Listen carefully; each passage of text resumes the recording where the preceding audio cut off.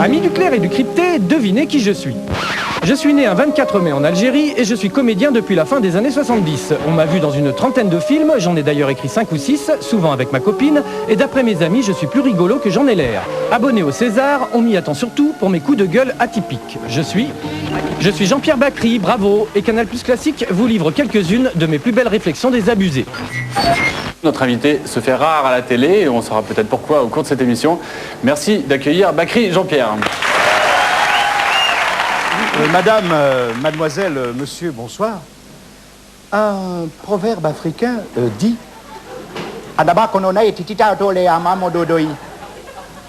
ce qui veut dire approximativement la femelle du possible habite dans le terrier du peut-être. Putain, pourquoi je fais du cinéma, ça parce qu'on m'a demandé d'en faire. Ah non, mais pourquoi tu fais du cinéma? Parce qu'on te demande est-ce que tu veux faire du cinéma? Toi, t'es pas contre rien, qu'est-ce que tu dis? Tu as envie d'en faire avant qu'on te demande. Encore Bacri, avec sa mine de lavement, il va nous coller une ambiance de merde. Avant d'être comédien, j'avais pas envie de faire de cinéma, j'avais pas envie d'être acteur. Mais je suis devenu par hasard. Mon père, ce héros au sourire si doux, suivi d'un seul hussard qui les met entre tous pour sa grande bravoure et pour sa haute taille. D'accord. Bonsoir Jean-Pierre. Bonsoir. Alors demain, on célèbre le 7e art sur Canal+.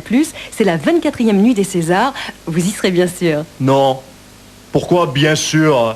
Vous dites bien sûr comme si c'était une évidence d'aller regarder des gens se congratuler. Pourquoi bien sûr? Je vais pas non plus me forcer à aller à un jeu télé. Mais non, mais putain, c'est dur de sortir des étiquettes. C'est un genre quand même que vous donnez de mauvaise humeur. Oui, enfin, c'est un genre, c'est-à-dire c'est un genre qu'on me donne, parce que moi je me trouve pas de mauvaise humeur, je vis, quoi. Et puis il y a des choses qui me plaisent, je ris, j'aime beaucoup rire, enfin les gens qui me connaissent le savent, et puis il y a des choses qui me plaisent pas. Il est là, monsieur Toubon? Par où? Je sais pas si vous avez vu, mais on voulait vous faire passer un petit message. Je ne sais pas si vous le lirez. Ça, c'est un tout petit électorat. Mais on vous réclame des choses, on vous demande de discuter. Et contrairement à Thierry Lhermitte, je ne pense pas que ça n'ait rien à voir.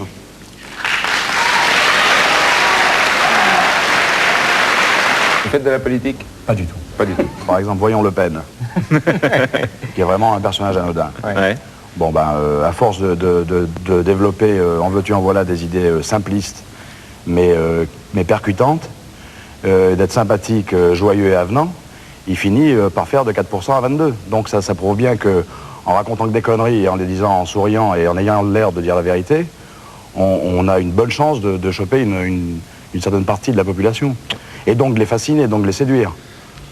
Et d'où le reste, quoi. D'où le danger. Ce qui s'ensuit, et d'où le danger. Faire la gueule quand il le faut, je crois qu'il ne faut pas hésiter. Je pense que le but de la vie, c'est pas de sourire benoîtement jusqu'à 95 ans, c'est quand même de... Je veux dire, non mais c'est vrai, s'il y a à râler, s'il y a à dire des choses, autant les dire, quoi.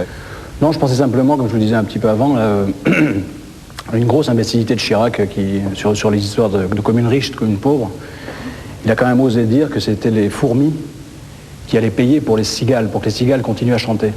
Les cigales continuent à chanter étant les gens qui se lèvent à 6 h du mat, qui font 2 heures de transport pour aller se payer 8 heures à Paris et revenir avec 2 heures de transport et se faire chier toute l'année. Bon, je pensais à ces cigales-là, quoi. Je suis un observateur assez attentif des choses politiques par rapport aux choses humaines, quoi. C'est-à-dire, comme je suis très intéressé par l'humanité, peu par la politique, je suis toujours inquiet de savoir à quel point on nous emmerde, quoi. Vous avez le badge touche pas à mon pote, ça veut dire quoi pour vous, Jean-Pierre? Écoutez, ça veut dire soyons gentils les uns avec les autres. Je préfère franchement cette petite main aux 38 supporters qui ont été tués au Hesel par des gens tout à fait blancs et aux cheveux très très bien coupés.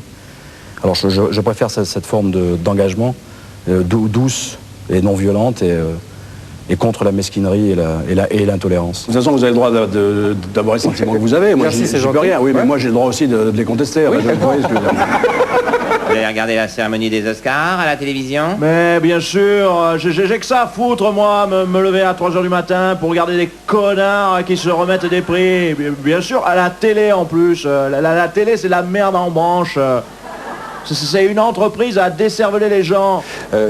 Qu'est-ce qui provoque votre exaspération à la télé de manière un peu large? Ce qui provoque le plus mon exaspération, c'est, disons, en gros, ce serait l'imposture. Disons que je supporte ni les gens qui acquièrent une célébrité, on se demande pourquoi, parce qu'ils passent souvent à la télé, parce qu'ils sont plébiscités, qu'ils font beaucoup d'audience. Ils font une espèce de petite confusion et ils s'imaginent que parce que le grand public les plébiscite, ils sont des vedettes et des stars et qu'ils ont quelque chose à dire, ce qui n'est pas toujours vrai. On roulait à 230 à l'heure, c'était super la frite. On est jeune, on est fou, et ce n'est pas un cri d'être bon, démago et d'être riche ici. On a plein de pognon tous les deux, on a plein de blé.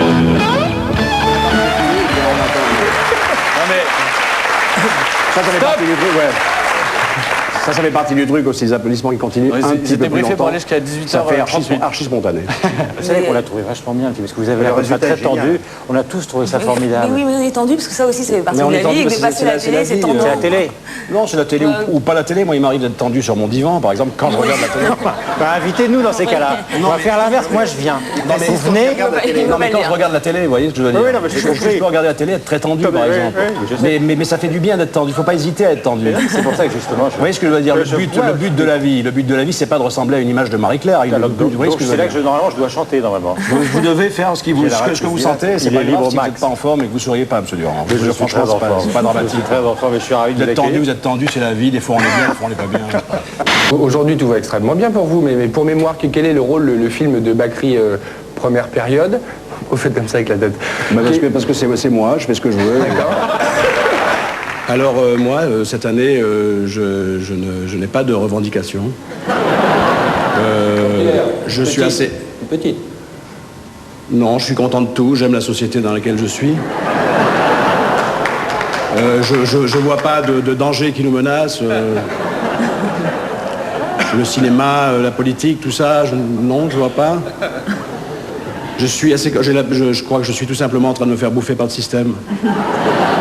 Donc je vous remercie beaucoup et à la prochaine fois.